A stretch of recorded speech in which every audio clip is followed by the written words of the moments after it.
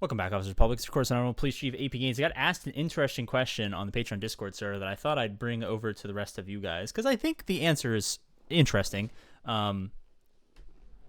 When you are doing, like, we're talking maximum efficiency, like Giga, Chad, Huge Cock, everything works exactly as perfectly as it possibly could as far as the guild you're in, the rewards you're getting, how everything goes perfectly and you're not spending money.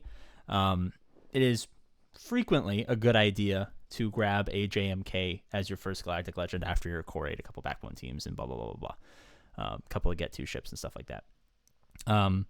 But we've at this point, I don't think there is a world where that perfect free to play run exists, and people were asking, I'm flawed. I'm in a guild with my friends. We're not doing all this stuff. I'm not giga grinding every day. I don't have maximum efficiency everywhere. Is that even still a good thing to do? And honestly, for the last, what's it been? You guys probably know better than I am, but like 6 or so months, we've been heavily focused as opposed to going for whatever the max efficiency, min-maxed farming you can go for.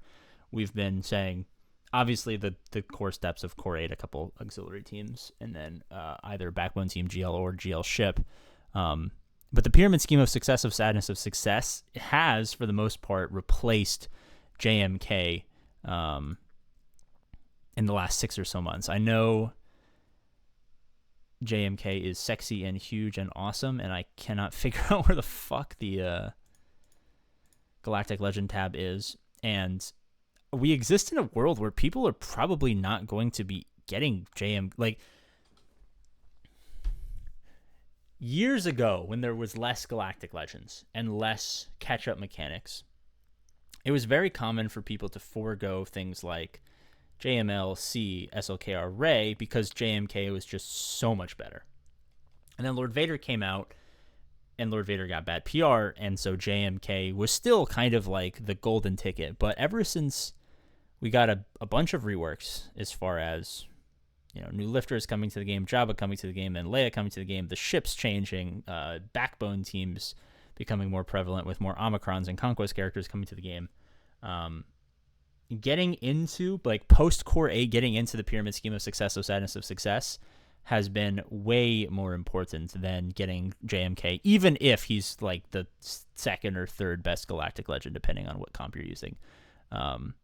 So things like max efficiency at this point minus JMK is like opening with JML as a first GL into like a Profundity Jabba in some cases. I know it changes so frequently, and people always like, I don't know if they have a hard time understanding or if I have a hard time explaining, but there exists moments in the game where doing something that maybe non-consensus makes sense. What I mean is, like, skipping Jabba to farm Leia, for instance. I skipped Jabba to farm Leia, but that's because I had a lot of the requirements done, and she had just come out, and, we were getting bonus drops. I knew those were going to be coming. I knew that she would have good datacrons to make her super, extra good for a while.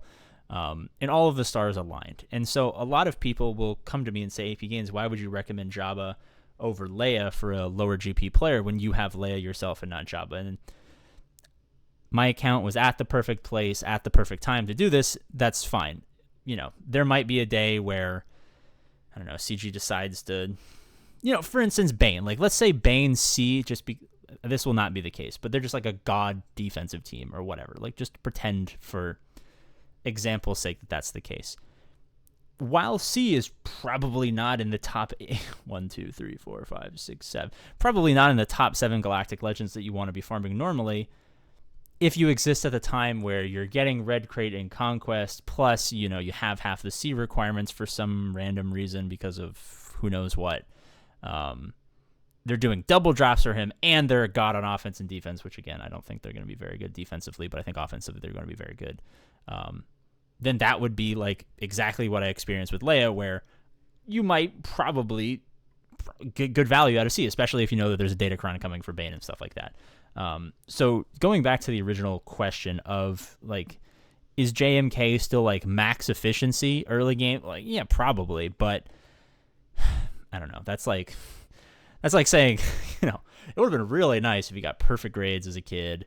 you got a scholarship to a private elementary school, middle school, high school, and, you know, free tuition to Harvard, and you're on the rowing team, and then you ended up banging the president's, you know, granddaughter or something like there exists a world where you're probably better off doing that, but let's be honest, between us, like, you know, it's probably not going to happen to you. So it's maybe more important to, you know, go become a welder or something like that, right? You're going to get a really high paying job. It's a useful skill. You'll have respect from the community. You'll always be employed, assuming you know, don't forget to put your guard down. You're never going to comply. Sorry. I did a lot of welding as a kid, and I remember one of my kids like just started doing it with a stick, and he just didn't have his face mask down. It was so stupid.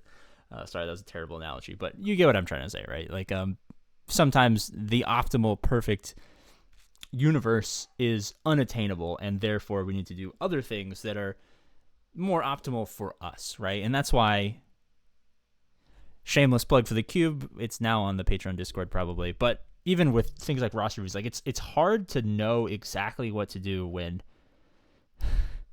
it's hard to know exactly what to do unless you just have spent an ungodly amount of time thinking about like how the game moves is not as far as like the meta is concerned, because the meta is relatively, I mean, the meta has been backbone teams for years at this point, unless they have a fundamental shift in, you know, they add a new type of character, or they completely overhaul GAC, or they change matchmaking. Like, that's not really going to change. Backbone teams are still going to be the meta.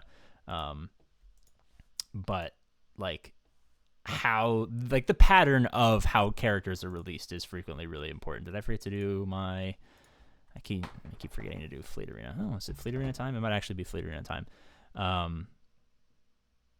But yeah, so like being perfectly efficient is not always the best thing. It's not always the most efficient thing for you to do, right? Like, optimal efficiency, I should probably start farming Java, but I mean, there's so many other things that I should probably do. And similar for you, like, you know, you might really think that adding another offensive or defensive Galactic Legend is the best move, but realistically, what's probably best for you is, you know, grabbing 2 extra backbone teams and then finishing the auxiliary team that you can use on defense to get extra, you know, 0.35 extra holds per week in GAC or whatever it is, and win out that way. So, I can't even remember who this fucking question it was, but you can ignore JMK largely unless you just happen to be in the perfect situation, or you're really, really close, or some other set of fantastical circumstances comes around where he becomes much easier for you to get.